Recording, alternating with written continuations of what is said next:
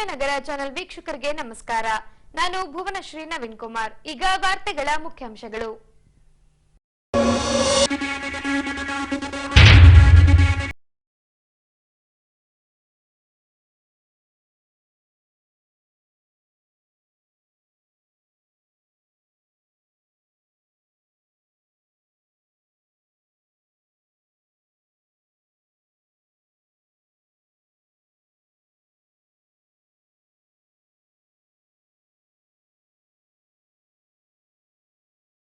ಆಗ್ರಹಿಸಿರುವ BJP ಮಂಡಲ ಮಹಿಳಾ ಮೋರ್ಚಾ. ಈಗ ವಾರ್ತೆಗಳ ವಿವರ. ಮಾದಕ ವಸ್ತುಗಳ ಸೇವನೆ ಆರೋಗ್ಯಕ್ಕೆ ಹಾನಿಕಾರಕ ಎಂಬುದು ಎಲ್ಲರಿಗೂ ಗೊತ್ತಿರುವ ವಿಷಯ. ಈ ಹಿನ್ನೆಲೆಯಲ್ಲಿ ಹೊಸಪೇಟೆ ಪೊಲೀಸ್ ಇಲಾಖೆಯಿಂದ ವಿವಿಧ ಕಾಲೇಜಿನ ವಿದ್ಯಾರ್ಥಿಗಳ ಸಹಯೋಗದಲ್ಲಿ ನಗರದ ಪ್ರಮುಖ ರಸ್ತೆಗಳಲ್ಲಿ ಜಾಗೃತಿ ಜಾಥಾ ನಡೆಸಿ ಮಾದಕ ವಸ್ತುಗಳ ಸೇವನೆಯಿಂದಾಗುವ ದುಷ್ಪರಿಣಾಮದ ಕುರಿತು ಜಾಗೃತಿ ಮೂಡಿಸಿದರು. ಅವರ ಜೊತೆಗೆ ವಿಜಯ ಕರ್ನಾಟಕ ಪತ್ರಿಕೆಯ ಗಂಗಾಧರ್ ಅವರು ಸಹಿತ ಇದರ ಒಂದು ಉದ್ಘಾಟನೆಯನ್ನು ಮಾಡ್ತಾ ಇದ್ದಾರೆ. ಕಾರ್ಯಕ್ರಮಕ್ಕೆ ನಮ್ಮ ವಿಜಯನಗರ ಜಿಲ್ಲಾ ವತಿಯಿಂದ ಮತ್ತು ಈ ಒಂದು ಕಾರ್ಯಕ್ರಮ ಯಶಸ್ವಿ ಆಗೋದಕ್ಕೆ ದ್ರವ್ಯಗಳನ್ನು ವಿರೋಧಿಸಬೇಕು ಮತ್ತು ಅದನ್ನ ಯಾರು ಉಪಯೋಗ ಮಾಡದಂತೆ ನಮ್ಮ ಎಲ್ಲ ಹೊಸಪೇಟೆ ಉಪವಿಭಾಗದ ಎಲ್ಲ ಪೊಲೀಸ್ ಅಧಿಕಾರಿಗಳು ಸಹಿತ ಇದರಲ್ಲಿ ಕೈಗೂಡಿಸಿದ್ದಾರೆ. ಈ ಒಂದು ಕಾರ್ಯಕ್ರಮ ಯಶಸ್ವಿ ಆಗಲಿ ಅಂತ ಹೇಳಿ ಈ ಒಂದು ಕಾರ್ಯಕ್ರಮ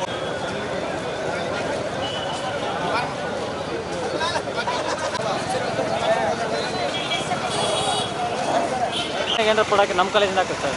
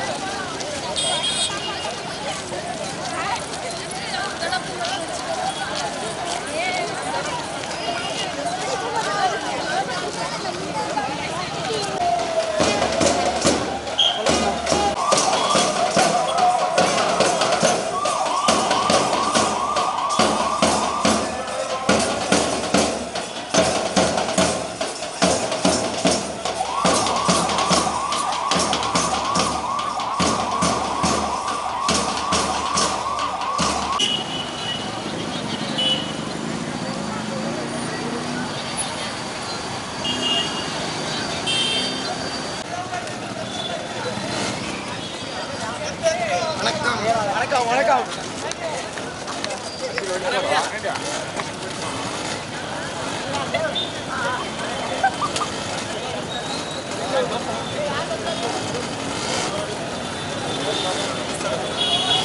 ಹೆಂಗೆ ಬಿಡ್ತಾರೆ ಅವರು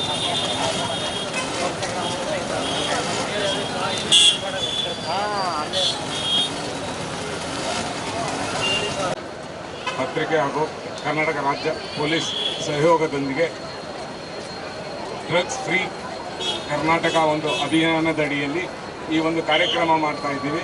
ಇದೊಂದು ಈ ಒಂದು ವಿಶೇಷ ಅಭಿಯಾನ ಕರ್ನಾಟಕದಾದ್ಯಂತ ನಡೀತಾ ಇದೆ.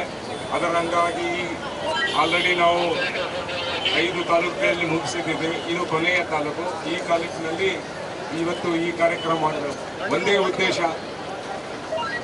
ಈ ಒಂದು ಅಭಿಯಾನದಿಂದ ಈ ಒಂದು ಅರಿವು ಕಾರ್ಯಕ್ರಮ ಮೂಡಿಸಿ ಮಾದಕ ವಸ್ತುಗಳಿಗೆ ಒಳಗಾಗುವ ಯುವಕರು ಮತ್ತು ಶಾಲಾ ಕಾಲೇಜು ಮಕ್ಕಳಿಗೆ ತಿಳುವಳಿಕೆ ಕೊಡಬೇಕು ಮತ್ತು ಸಾರ್ವಜನಿಕರು ಸಹ ಈ ಮಾದಕ ವಸ್ತುಗಳ ದುಷ್ಪರಿಣಾಮಗಳ ಬಗ್ಗೆ ಒಂದು ಮಾಹಿತಿಯನ್ನು ಒದಗಿಸುವ ಕಾರ್ಯಕ್ರಮ ಭಾಗವಾಗಿ ಮಾಡ್ತಾ ಇದ್ದೀವಿ.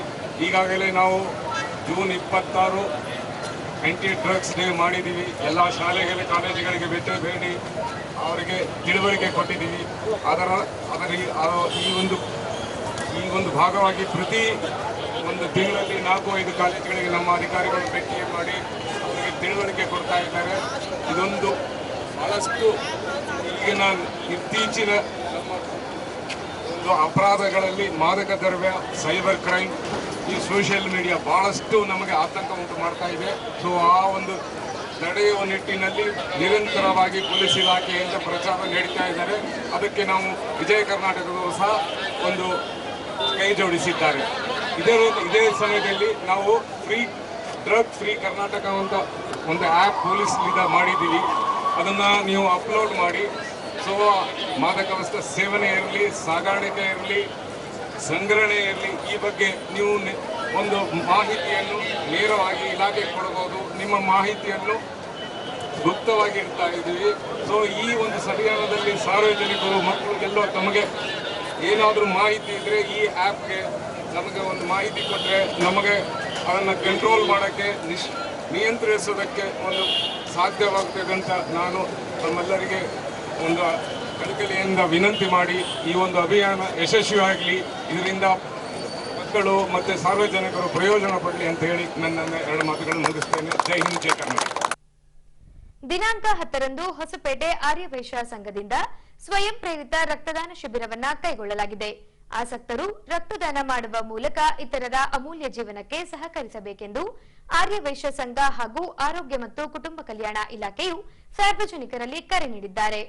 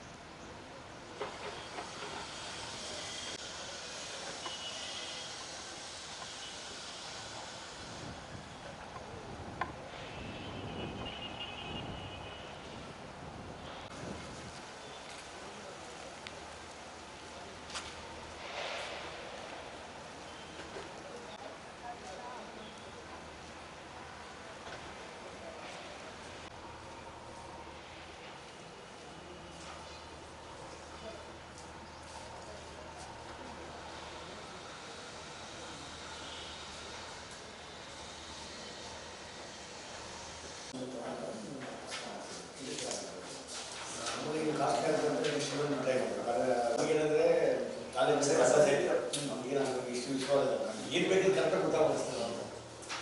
ಅಲ್ಲಿಂದಾನೆ ಯಾರಾದರೂ ಇರ್ಬೋದು. ಈಗ ನಾಟು ಸೊಸೈಟಿಯಿಂದ ನಾವು ಫುಲ್ ಟೀಮ್ ಇರ್ತೀವಿ. ಆ ಟೋಟಲ್ ಕಾಲೇಜ್ ಸ್ಟೂಡೆಂಟ್ಸ್ನ ಕೊಡೋದು, ಫ್ಯಾಕಲ್ಟಿ ಕೊಡೋದು, ಡಿಪಾರ್ಟ್ಮೆಂಟಿಂದ ಸಾಕು ತಗೊಳ್ತಿದ್ದೆ ಸಾಕು. ಈಗಾಗಲೇ ಸರ್ ಎಲ್ಲ ಮೆಡಿಕಲ್ ಎಜುಕೇಷನಲ್ಲಿ ನಿಮ್ಗೆ ಏನೇನು ಬೇಕು ಅದೆಲ್ಲ ವ್ಯವಸ್ಥೆ ಮಾಡಿಸ್ಕೊಡ್ತೀವಿ. ಆಮೇಲೆ ಇನ್ನೊಂದು ನಮಗೆ ಒಂದು ಡೌಟ್ ಇತ್ತು. ಈಗೆಲ್ಲ ನಾನು ಬೇಸಿಕಲಿ ಕ್ಯಾಟಗರಿ ಇದೆ ಅಂದರೆ ಫಾರ್ಮ್ ಅಂದರೆ ನಮ್ಗೆ ಇವ್ರು ಡಾಕ್ಟರ್ ಬಂದಾಗ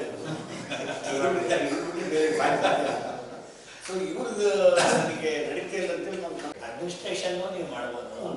ಟ್ರೈನ್ಡ್ ಯಾರಿರ್ತಾರೆ ಕ್ವಾಲಿಫೈಡ್ ಇರೋರನ್ನ ಸಂಬಂಧಪಟ್ಟಂಥ ಹುದ್ದೆಗಳಿಗೆ ಇದು ಮಾಡಿದ್ರೆ ಎಲ್ಲರಿಗೂ ನಮಸ್ಕಾರ.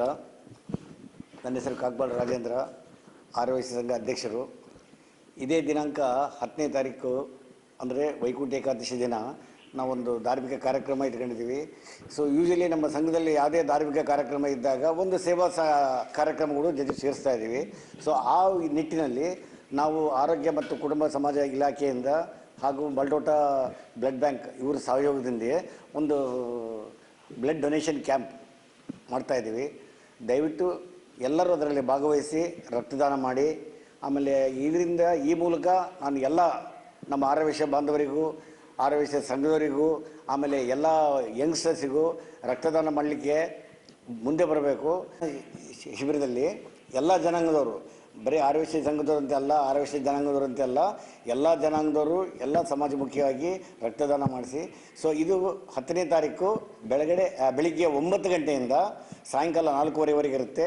ಎಲ್ಲರೂ ದಯವಿಟ್ಟು ಬಂದು ರಕ್ತದಾನ ಮಾಡಿ ಅಂತ ಕೇಳ್ಕೊತಾ ಇದ್ದೀನಿ. ನಮಸ್ಕಾರ. ಎಲ್ಲರಿಗೂ ನಮಸ್ಕಾರ. ನನ್ನ ಹೆಸರು ಡಾಕ್ಟರ್ ಬಸವರಾಜ್ ಅಂತ, ತಾಲೂಕು ಆರೋಗ್ಯಾಧಿಕಾರಿ ಹೊಸಪೇಟೆ.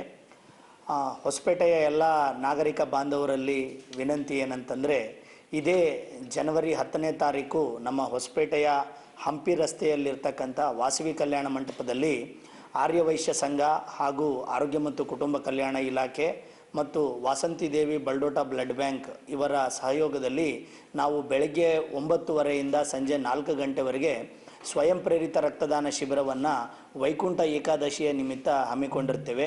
ಆದ್ದರಿಂದ ಹೊಸಪೇಟೆಯ ಎಲ್ಲ ನಾಗರಿಕರು, ವಿಶೇಷವಾಗಿ ಯುವಕರು, ಆರೋಗ್ಯವಂತ ಯುವಕರು 18 ವರ್ಷದಿಂದ 50 ವರ್ಷದ ಒಳಗಡೆ ಇರತಕ್ಕಂಥ ಆರೋಗ್ಯವಂತ ಪ್ರಜೆಗಳು ಮುಂದೆ ಬಂದು ಸ್ವಯಂ ಪ್ರೇರಿತರಾಗಿ ಈ ಒಂದು ರಕ್ತದಾನ ಶಿಬಿರದಲ್ಲಿ ಪಾಲ್ಗೊಂಡು ರಕ್ತದಾನವನ್ನು ಮಾಡಬೇಕು ಮತ್ತು ರಕ್ತದಾನ ಮಾಡಲಿಕ್ಕೆ ತಮ್ಮ ಸ್ನೇಹಿತರು, ಕುಟುಂಬದವರನ್ನು ಪ್ರೇರೇಪಣೆ ಮಾಡಿ ರಕ್ತದಾನ ಮಾಡೋದರ ಮೂಲಕ ನಮಗೆ ಏನು ರಕ್ತ ಸಂಗ್ರಹ ಆಗುತ್ತೆ, ಆ ರಕ್ತವನ್ನು ನಾವು 3 ಕಾಂಪೊನೆಂಟ್ಗಳಾಗಿ ನಾವು ವಿಂಗಡಿಸ್ತೀವಿ. ರೆಡ್ ಬ್ಲಡ್ ಸೆಲ್ಸು, ಅದೇ ರೀತಿಯಾಗಿ ಪ್ಲೇಟ್ಲೆಟ್ಸು ಮತ್ತು ಫ್ರೆಶ್ ಫ್ರೋಝನ್ ಪ್ಲಾಸ್ಮಾ ಅಂತ. ಒಬ್ಬ ಸ್ವಯಂ ಪ್ರೇರಿತ ರಕ್ತದಾನಿ ನೀಡ್ತಕ್ಕಂಥ ರಕ್ತದಿಂದ 3 ಜನಗಳ ಒಂದು ಪ್ರಾಣ ಉಳಿಲಿಕ್ಕೆ ಸಾಧ್ಯ ಆಗ್ತದೆ. ಆ ಒಂದು 3 ಜೀವಗಳು ಉಳಿಸಿದಂಥ ಪುಣ್ಯ ರಕ್ತದಾನಿಗೆ ಬರುತ್ತೆ. ಇದು ನಾವು ದೇವರಿಗೆ ಮತ್ತು ಸಮಾಜಕ್ಕೆ ನೀಡಬಹುದಾದಂಥ ಒಂದು ಅಪೂರ್ವ ಕಾಣಿಕೆ ಆಗಿರ್ತದೆ ರಕ್ತದಾನ ಅನ್ನೋದು.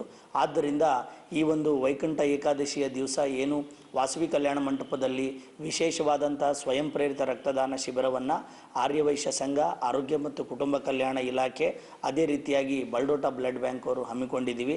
ಈ ಒಂದು ರಕ್ತದಾನ ಶಿಬಿರಕ್ಕೆ ಎಲ್ಲರೂ ಮುಂದೆ ಬಂದು ರಕ್ತದಾನ ಮಾಡಿರಿ ಅಂತ ನಾನು ಇಲಾಖೆ ಪರವಾಗಿ ಮತ್ತು ವೈಯಕ್ತಿಕವಾಗಿ ಎಲ್ಲ ಹೊಸಪೇಟೆಯ ನಾಗರಿಕರಲ್ಲಿ ಮನವಿ ಮಾಡ್ತೇನೆ. Thank you.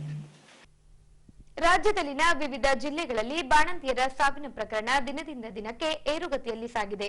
ಹಾಗಾಗಿ ರಾಜ್ಯ ಸರ್ಕಾರ ಇತ್ತ ಗಮನ ಹರಿಸಿ ಬಾಣಂತಿಯರ ಸಾವನ್ನ ತಡೆಗಟ್ಟಬೇಕೆಂದು ಆಗ್ರಹಿಸಿರುವ ಹೊಸಪೇಟೆ ಬಿಜೆಪಿ ಮಂಡಲದ ಮಹಿಳಾ ಮೋರ್ಚಾವು ತಹಶೀಲ್ದಾರ್ ದ್ವಾರ ರಾಜ್ಯ ಸರ್ಕಾರಕ್ಕೆ ಮನವಿ ರವಾನಿಸಿದೆ.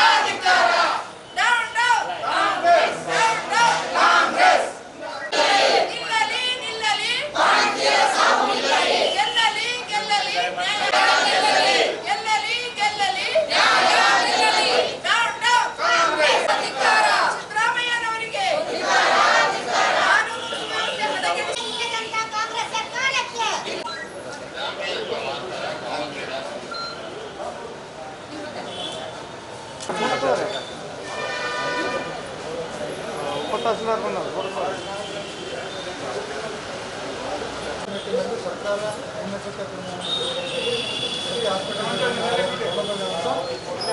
ಏನಾದರೂ ನಿಮ್ಮ ಮುಖಾಂತರ ಸರ್ಕಾರಕ್ಕೆ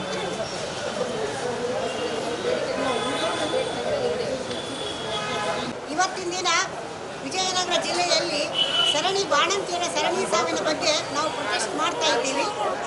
ನಮ್ಮ ರಾಜ್ಯಾಧ್ಯಕ್ಷರಾದಂಥ ಮಹಿಳಾ ಮೋರ್ಚಾ ರಾಜ್ಯಾಧ್ಯಕ್ಷರಾದಂಥ ಸಿ ಮಂಜುಳಾ ಅವರ ಆದೇಶದ ಮೇರೆಗೆ, ನಮ್ಮ ರಾಜ್ಯಾಧ್ಯಕ್ಷರಾದ ವಿಜಯೇಂದ್ರ ಅವರ ಆದೇಶದ ಮೇರೆಗೆ ನಮ್ಮ ಜಿಲ್ಲೆಯಲ್ಲಿ ಮಹಿಳೆಯರ ಸಾವು ದಿನ ದಿನ ಏರ್ತಾ ಇದೆ. ಅದಕ್ಕೆ ನಿಲ್ತಾನೇ ಇಲ್ಲ. ನಮ್ಮ ಬಳ್ಳಾರಿಯಲ್ಲೇ 5 ಜನ ಸಾವಾಯಿತು. ಅದರಲ್ಲಿ 2 ವಿಜಯನಗರ ಜಿಲ್ಲೆಗೆ ಸಂಬಂಧಿಸಿದವರು. ಪ್ರತಿದಿನ ಒಂದೊಂದು ಕಡೆ ಸಾವಾಗ್ತಾ ಇದೆ. ನಿನ್ನೆ ರಾಯಚೂರಲ್ಲಾಯಿತು, ಮೊನ್ನೆ ಕೊಪ್ಪಳದಲ್ಲಾಯಿತು, ಬೆಳಗಾಮಲ್ಲಾಯಿತು. ಪ್ರತಿದಿನ ಬಾಣಂತಿಯರ ಸಾವಾಗ್ತಾ ಇದೆ. ಆಮೇಲೆ ಅವರೇ ಆರೋಗ್ಯ ಸಚಿವರೇ ಒಪ್ಕೊಳ್ತಾರೆ ಕಡಿಮೆ ಗುಣಮಟ್ಟದ ಔಷಧಗಳು ಅಂತ ಕಡಿಮೆ ಗುಣಮಟ್ಟದ ಔಷಧಗಳು ಬ್ಯಾನ್ ಆಗಿರುವಂಥ ಕಂಪನಿಯಿಂದ ಬಂದಂಥ IV ಫ್ಲೂಯಿಡ್ಸು ನಮ್ಮ ಬಾಣಂತಿಯರಿಗೆ ಕೊಡ್ತಾ ಇದ್ರೆ ಯಾವ ರಕ್ಷಣೆ ಇರುತ್ತೆ ಬಾಣಂತಿಯರಿಗೆ? ಹಿಂಗೆ ಸಾಯ್ತಾ ಇದ್ರೆ ಯಾರು ಗೌರ್ಮೆಂಟ್ ಹಾಸ್ಪಿಟಲ್ಗೆ ಹೋಗಲಿಕ್ಕೆ ಧೈರ್ಯ ತೋರಿಸ್ತಾ ಇದ್ದಾರೆ? ಎಷ್ಟು ಜನ ಮಕ್ಕಳು ಅನಾಥರಾಗ್ತಿದ್ದಾರೆ? ಆಗೋ ಮಕ್ಕಳಿಗೆ ಮುಂದೆ ಯಾರು ಅವ್ರಿಗೆ ಒಳ್ಳೆ ಮಾರ್ಗದರ್ಶನ ಕೊಡುವಂಥವ್ರು? ಅನಾಥರಾಗ್ತಿದ್ದಾರೆ ಮಕ್ಕಳು. ಆ ಮಕ್ಕಳಿಗೆ ಏನಾದರೂ ರಾಜ್ಯ ಸರ್ಕಾರ ತೋರಿಸಿದ್ಯಾ? 2 ಲಕ್ಷ ಅಂತ ಹೇಳಿದರು, ಆಮೇಲೆ 5 ಲಕ್ಷ ಅಂತಂದೇಳಿ ಇದು ಮಾಡ್ತಾ ಇದ್ದಾರೆ. ನಾವು ಭಾರತೀಯ ಜನತಾ ಪಕ್ಷ ಮಹಿಳಾ ಮೋರ್ಚಾದ ಕಡೆಯಿಂದ 25 ಲಕ್ಷ ಅವರಿಗೆ ಕೊಡಬೇಕನ್ನೋದು ಇದು ಮಾಡ್ತಾ ಇದ್ದೀವಿ. ಅದೇ ಥರ ಮಕ್ಕಳಿಗೆ ಅನಾಥರಾಗಿದ್ದಾರೆ, ಅವರ ಮಕ್ಕಳನ್ನು ನಮ್ಮ ಸರ್ಕಾರ ದತ್ತು ತೆಗೆದುಕೊಂಡು ಅವರ ವಿದ್ಯಾಭ್ಯಾಸ ಒಳ್ಳೆಯದು ಕೆಟ್ಟದ್ದು ನೋಡ್ಕೋಬೇಕು ಅನ್ನೋದು ಸಹ ನಮ್ಮ ಒಂದು ಬೇಡಿಕೆ ಇದೆ. ಅದೇ ಥರ ಕರ್ನಾಟಕದಲ್ಲಿ ಎಲ್ಲ ಸಾವಾಗ್ತಿದೆಯಲ್ಲ, ಆ ಬ್ಯಾನ್ ಆದ ಕಂಪನಿಯನ್ನು ಕಂಪ್ಲೀಟ್ ಬ್ಯಾನ್ ಮಾಡಿಬಿಟ್ಟು ಆ ಔಷಧಗಳು ತೆಗೆದುಕೊಳ್ಬೋದು. ಆಮೇಲೆ ಮಹಿಳಾ ಮತ್ತು ಮಕ್ಕಳ ಕಲ್ಯಾಣ ಇಲಾಖೆಯಿಂದ ತುಂಬ ಫೆಸಿಲಿಟೀಸ್ ಎಲ್ಲ ಇದೆ, ಆದರೆ ಯಾವ್ಯಾವು ನಮಗೆ ಸಿಗ್ತಾ ಇಲ್ಲ. ಈ ಗ್ಯಾರಂಟಿ ಯೋಜನೆಗಳಿಂದಾಗಿ ಬಾಣಂತಿಯರಿಗೆ ಸಾವು ಗ್ಯಾರಂಟಿ ಮಾಡಿಬಿಟ್ಟಿದ್ದಾರೆ ನಮ್ಮ ಕರ್ನಾಟಕ ಸರ್ಕಾರ. ಅದಕ್ಕೋಸ್ಕರ ನಮ್ಮ ಮಹಿಳಾ ಮೋರ್ಚಾದಿಂದ ನಾವು ಇದನ್ನು ಖಂಡಿಸ್ತಾ ಇದ್ದೀವಿ. ಇದಕ್ಕೆ ಉಗ್ರ ಹೋರಾಟ ನಡೆಸ್ತಾ ಇದ್ದೀವಿ. ಇದಕ್ಕೋಸ್ಕರ ಒಂದು ತನಿಖಾ ತಂಡವನ್ನು ಸಹ ಮಾಡಿದೆ, ಎಲ್ಲ ತನಿಖೆ ಮಾಡಲಿಕ್ಕೆ. ಸೊ ಈ ಬಾಣಂತಿಯರ ಸರಣಿ ಸಾವಿಗೆ ನಾವು ವಿಜಯನಗರ ಜಿಲ್ಲೆಯಿಂದ ಮಹಿಳಾ ಮೋರ್ಚಾದಿಂದ ನಾವು ಇದನ್ನು ಪ್ರೊಟೆಸ್ಟ್ ಮಾಡ್ತಾ ಇದ್ದೀವಿ. ಈ ದಿನ ನಾವು ಬಾಣಂತಿಯರ ಸಾವಿನ ಸರಣಿ ಹೆಚ್ಚಾಗ್ತಾನೆ ಇದೆ, ಕಡಿಮೆ ಆಗ್ತಲ್ಲ. ಇದರಿಂದ ಎಚ್ಚೆತ್ತುಕೊಳ್ಬೇಕು ಸರ್ಕಾರ. ಆ ಕಾರಣದಿಂದ ಪ್ರತಿ ಜಿಲ್ಲೆಯಲ್ಲೂ ಕೂಡ ನಮ್ಮ ಮಹಿಳಾ ಮೋರ್ಚಾ ರಾಜ್ಯಾಧ್ಯಕ್ಷರ ಸೂಚನೆ ಹಾಗೂ ನಮ್ಮ ರಾಜ್ಯಾಧ್ಯಕ್ಷರಾದ ವಿಜಯೇಂದ್ರಣ್ಣನವರ ಸೂಚನೆಯ ಮೇರೆಗೆ ಪ್ರತಿ ಜಿಲ್ಲೆಯಲ್ಲೂ ಕೂಡ ನಾವು ಈ ಪ್ರತಿಭಟನೆಯನ್ನು ಮಾಡ್ತಾ ಇದ್ದೀವಿ. ಎಷ್ಟೇ ಉಗ್ರವಾಗಿ ಪ್ರತಿಭಟನೆ ಮಾಡ್ತಾ ಇದ್ರೂ ಕೂಡ ನಮಗೆ ಗೊತ್ತಿಲ್ಲ ಅನ್ನುವಂತಹ ರೀತಿಯಲ್ಲಿ ನಮ್ಮ ಮುಖ್ಯಮಂತ್ರಿಗಳು ಮತ್ತು ಉಪಮುಖ್ಯಮಂತ್ರಿಗಳು ವರ್ತಿಸ್ತಾ ಇದ್ದಾರೆ. ಅವರ ಭ್ರಷ್ಟಾಚಾರಗಳು ಇನ್ನೂ ಹೆಚ್ಚಾಗ್ತಾನೆ ಇದ್ದಾವೆ. ಪ್ರತಿಯೊಂದು ಪ್ರಕರಣವನ್ನು ಈಗಾಗಲೇ ಎಲ್ಲ ಜನತೆಯು ನೋಡ್ತಾ ಇದೆ. ನಮಗೆ ಉಚಿತ ಭಾಗ್ಯಗಳು ಬೇಕಿಲ್ಲ, ನಮ್ಮ ಹೆಣ್ಣು ಮಕ್ಕಳ ಸಾವಿನ ಸಂಖ್ಯೆ ಕಡಿಮೆ ಆಗಬೇಕು. ಎಷ್ಟೋ ಮಕ್ಕಳು ಇವತ್ತು ಅನಾಥರಾಗ್ತಾ ಇದ್ದಾವೆ. ಆ ಮಕ್ಕಳನ್ನು ನೋಡ್ಕೊಳ್ಳೋರು ಯಾರು? ಹೆಚ್ಚುತ್ತಿರುವ ಈ ಬಾಣಂತಿಯರ ಸಾವಿನ ಹಿಂದೆ ಒಂದು ಮಾಫಿಯಾ ಇದೆ ಅನ್ನುವಂಥದ್ದು ಕೂಡ ಎಲ್ಲ ರಾಜ್ಯದ ಜನತೆಗೂ ಕೂಡ ಗಮನಕ್ಕೆ ಬಂದಿರತಕ್ಕಂಥದ್ದು. ಇದನ್ನು ಉಗ್ರವಾಗಿ ನಾವು ಖಂಡಿಸ್ತೇವೆ. ಯಾವುದೋ ಒಬ್ಬ ರಾಜ್ಯ ಮಂತ್ರಿಯವರಿಗೆ ಏನೋ ಅಂದರು ಅನ್ನುವಂಥ ರೀತಿಯಲ್ಲಿ ರಾಜ್ಯಾದ್ಯಂತ ಉಗ್ರವಾದ ಪ್ರತಿಭಟನೆಯನ್ನು ಮಾಡಿರ್ತಕ್ಕಂಥ ಮುಖ್ಯಮಂತ್ರಿಗಳಿಗೂ ಮತ್ತು ಉಪಮುಖ್ಯಮಂತ್ರಿಗಳಿಗೂ ಅನೇಕ ತಾಯಂದಿರು ಇವತ್ತು ಆಸ್ಪತ್ರೆಗಳಲ್ಲಿ ಸಾಯ್ತಾ ಇದ್ದಾರೆ.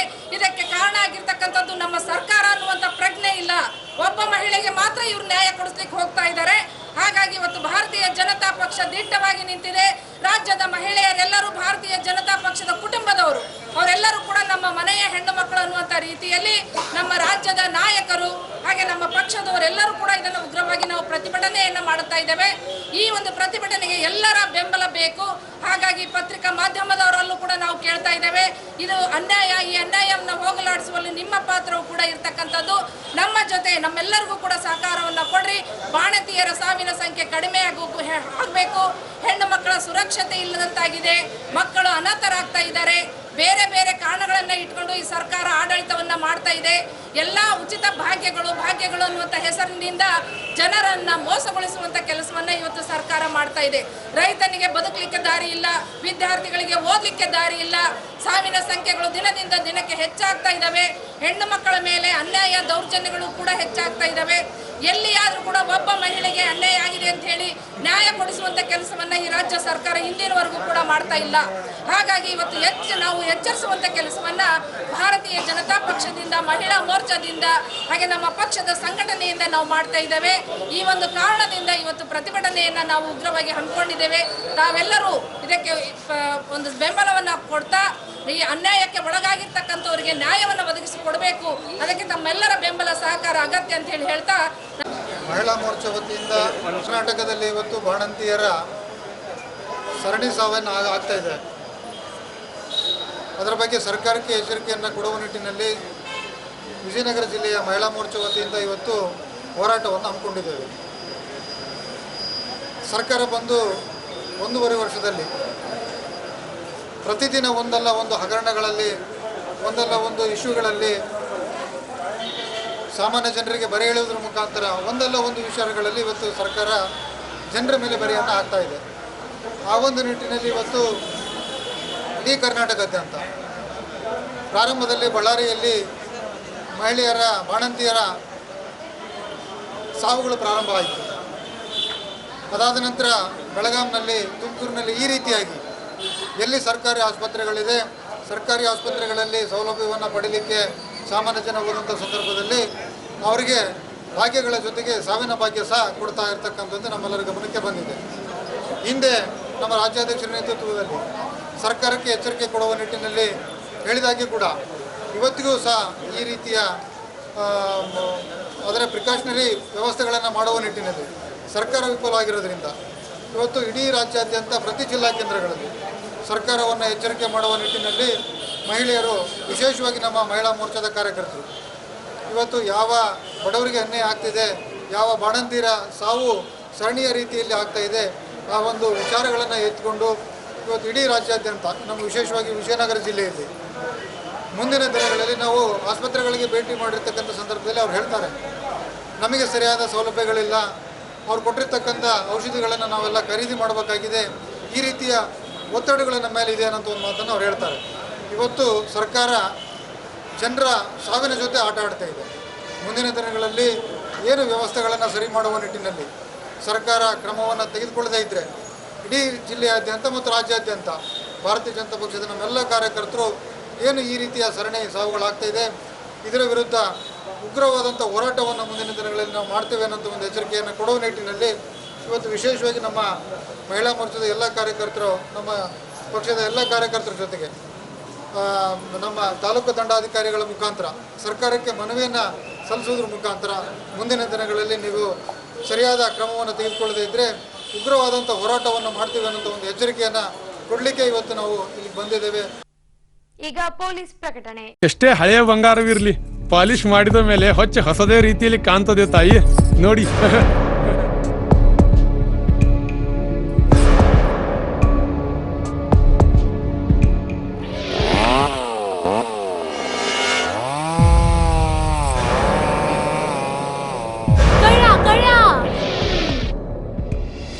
ತಾಯಿ, ನಿಮ್ ಮೈ ಮೇಲೆ ಅದೋ ಹೊಲಸು ಬಿದ್ದಿದೆ.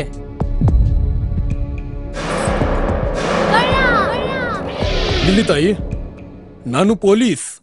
ಅಲ್ಲಿ ಮುಂದೆ ದಾರಿಲಿ ದೊಡ್ಡ ಗಲಾಟೆ ಆಗಿದೆ, ಮತ್ ನೀವು ಇಷ್ಟೆಲ್ಲ ಒಡವೆ ಹಾಕೊಂಡು ತಿರುಗಾಡ್ತಾ ಇದ್ದೀರಾ. ಈ ಒಡವೆಗಳನ್ನ ಈ ವಸ್ತ್ರದಲ್ಲಿ ಕಟ್ಟಿ ಪರ್ಸ್ನಲ್ಲಿ ಇಡಿ. ಹಾಕಿ ಪರ್ಸ್ನಲ್ಲಿ ಇಡೋಣ. ಅಲ್ಲೇ ಮುಂದ್ಗಡೆ ಆಗಿದೆ. ಇದು ತಗೊಳ್ಳಿ ತಾಯಿ, ನಾನು ಬರ್ತೀನಿ. ಈ ಕಡೆಯಿಂದ ಹೋಗಿ.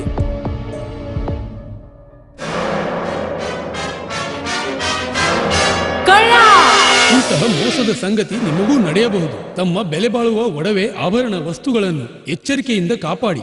ಯಾವುದೇ ಮಾತುಗಳಿಗೆ ಮರುಳಾಗಬೇಡಿ. ಸಂಶಯಾಸ್ಪದ ರೀತಿಯಲ್ಲಿ ಯಾರಾದರೂ ಕಂಡು ಬಂದರೆ ಸಮೀಪದ ಪೊಲೀಸ್ ಠಾಣೆಯನ್ನು ಸಂಪರ್ಕಿಸಿರಿ. ಈಗ ಕೊನೆಯಲ್ಲಿ ಮತ್ತೊಮ್ಮೆ ವಾರ್ತೆಗಳ ಮುಖ್ಯಾಂಶಗಳು.